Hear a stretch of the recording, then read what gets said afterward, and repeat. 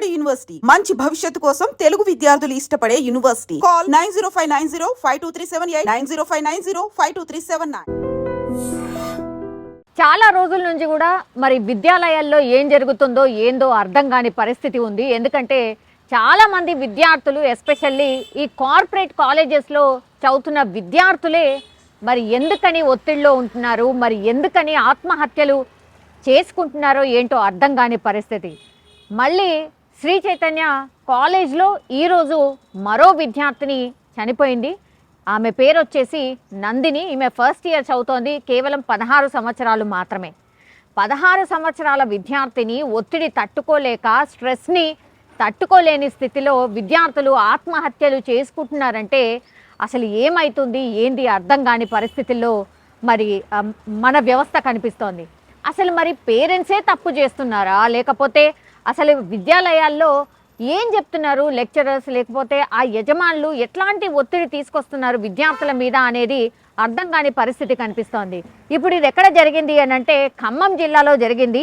ఇది ఖమ్మం జిల్లా భద్రాచలం దగ్గర ఉన్నటువంటి ఎటపాకగా ఈమె స్వస్థలం. అంటే నందిని స్వస్థలం ఎక్కడ అంటే భద్రాచలం దగ్గర ఎటపాకగా చెప్తున్నారు. ఈమె చదువుతుంది మాత్రం శ్రీ చైతన్య కాలేజ్ ఖమ్మంలో చదువుతోంది.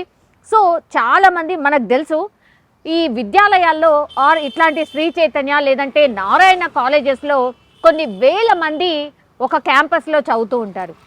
వేల మంది క్యాంపస్లో చదువుతున్నటువంటి టైంలో అందరి పిల్లల్ని ఒకే రకంగా యజమానులు ట్రీట్ చేస్తూ ఉంటారు. అంటే స్టడీ అవర్స్ అనుకోండి, పొద్దున లేవడం అనుకోండి, లేకపోతే ఆ తిండి అనుకోండి, ఆ స్టడీ అవర్స్ అనుకోండి, ఏదైనా సరే అసలు వాళ్ళకి కనీసం ఎంటర్టైన్మెంట్ అనేది ఉండదు.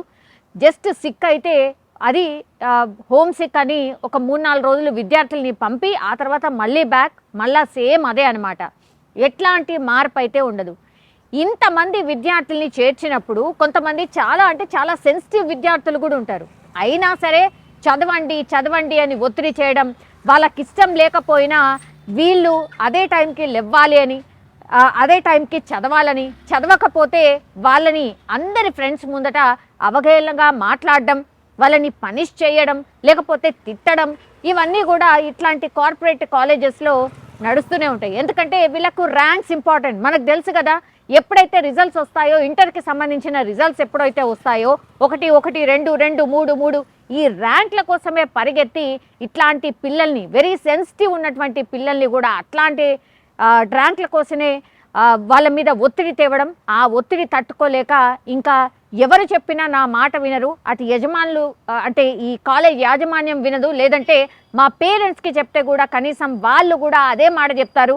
ఏదో 3-4 రోజులు ఇంట్లో ఉంచుకుంటారు. ఆ తర్వాత మళ్ళీ ఫీజు కట్టామనో, లేకపోతే ఈ ఇయర్ చదవమ్మా అని బతిమిలాడో బుదిరికిచ్చో మళ్ళీ అదే కాలేజీలకి వాళ్ళని పంపిస్తూ ఉంటారు. ఇదే ఇప్పుడు ఎవ్రీ కాలేజ్లో ఎవరైతే పిల్లలు ఈ ఒత్తిడిని తట్టుకోలేని వాళ్ళు ఉన్నారో ఇట్లా చాలామంది ఇంకా ఏమీ చెయ్యలేక నిస్సహాయ స్థితిలో చనిపోతున్నారు. ఇది పేరెంట్స్ మరి ఎప్పుడు గుర్తిస్తారు? ఇప్పుడు వాళ్ళ దగ్గర మీరు ఫీజు కట్టేస్తారు కాబట్టి వాళ్ళు డెఫినెట్లీ ఒత్తిడే చేస్తారు. మీరు ఎంతైనా చెప్పండి, మా పిల్లగాడిని ఏమనకండి అన్నా కూడా వాళ్ళ కాలేజ్ పరువు పోతుందనో, లేకపోతే బ్యాక్లాగ్స్ ఉన్న పిల్లల్ని మేము జాయిన్ చేసుకోలేమనో, లేకపోతే మా క్రెడిబిలిటీ పోతుందనో, మా బ్రాండ్ దెబ్బతింటుందనో వీళ్ళు ఒత్తిడే చేస్తారు. కానీ పేరెంట్స్ మరి ఇట్లాంటి ఒత్తిడి ఉన్నటువంటి కాలేజ్లో ఎందుకు చేరుస్తున్నారు? మీకు ర్యాంక్సే ఇంపార్టెంటా, పిల్లలు ఇంపార్టెంట్ కాదా? ఇట్లాంటి ప్రశ్నలు చాలామంది లేవనెత్తున్నారు. ఇప్పుడు పాప చనిపోయింది, ఇంకేం చేస్తారు? ఫీజు పోయే, మీ పాప వాయే, ఇంకేం చేయాలి అంటే పేరెంట్స్ వినట్లేదు, అటు యజమానులు కూడా వినట్లేదు. మరి ఏం చేయాలి? ఆ ఒత్తిడిని తట్టుకోలేక ఇప్పుడు అగైన్ ఇంకొక పాప నందిని ఆమె చనిపోయిన పరిస్థితి అయితే కనిపిస్తోంది.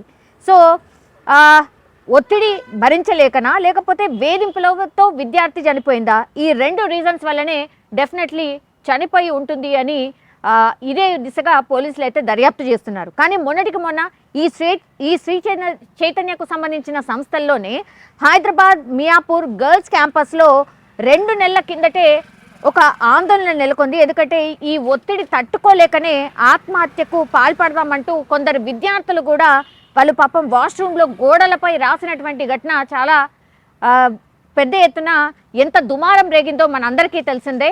అయినా సరే ఎగైన్ వాళ్ళ పిల్లల్ని బుదిరికిచ్చో బతిమిలాడో వాళ్ళని ఎగైన్ అదే క్యాంపస్లో మళ్ళీ చదివిస్తున్నారు. పేరెంట్స్ పంపించారు అని అంటే అసలు మనం ఎటుపోతున్నాం, ఏ దిశగా ఆలోచించాలి, ఏం చెయ్యాలి? మీ పిల్లగాడికి ఇష్టం ఉందా లేదా, ఇష్టంతోనే వెళ్తున్నాడా, పోనీ ఇష్టంతోనే వెళ్ళినా అక్కడికి వెళ్ళిన తర్వాత అడ్జస్ట్ కాకపోతే మరి పేరెంట్స్ మీరు ఏం చేస్తున్నారు? ఏమవుతుంది? అందులోకెళ్ళి తీసేసి వేరే దగ్గర వేస్తే ఏమవుతుంది? లేదంటే అసలు ఒక సంవత్సరం బ్యాక్లాక్ అయితే ఏమవుతుంది? ఇప్పుడు పిల్లలు చనిపోయిన తర్వాత మీరు ఏం చేస్తారు? అసలు ఎవరి కోసం ఇంత కష్టపడుతుంది, ఎవరి కోసం ఇంత బతుకుతుంది, ఎవరి కోసం? పిల్లల కోసమే కదా. ఆ పిల్లలే లేకపోతే ఇంకా ఎందుకు? వాళ్ళు ఒత్తిడి తట్టుకోలేక చనిపోతున్నారు. వాళ్ళు డెఫినెట్లీ చెప్తారు పేరెంట్స్కి ఏం జరుగుతోంది, నాకేమవుతుంది అని. కానీ వినే పరిస్థితిలో పేరెంట్స్ లేకపోతే ఎట్లా మరి? పైసలే కాదు కదా, మీకు ప్రాణం కదా ఇంపార్టెంట్, మీ బాబో పాపనో వాళ్ళు కదా ఇంపార్టెంట్. ఎన్ని ఇన్సిడెంట్స్ అవుతున్నాయి. ఒక 2-3 నెలల నుంచి అయితే విపరీతంగా ఇట్లాంటి ఆత్మహత్యలే పెరిగిపోయినాయి. మరి ఎట్లా? ఈ పిల్లలు బాధను అర్థం చేసుకునే వాళ్ళు ఎవరు? ఆ క్యాంపస్లో పోతేనేమో కనీసం తిండి కూడా సరిగ్గా ఉండదు, వాష్రూమ్స్ సరిగ్గా ఉండవు, కెపాసిటీకి మించి పిల్లలు ఉంటారు, కనీసం వెంటిలేషన్ ఉండదు, ఒక్క రూమ్లో 4-5గురిని వేసేస్తూ ఉంటారు, అదేదో బందికానలో వేసినట్టుగా. ఎంత దారుణం! అసలు గర్ల్స్ హాస్టల్ అయితే ఇంకా దారుణాతి దారుణమైన పరిస్థితులు ఉంటాయి.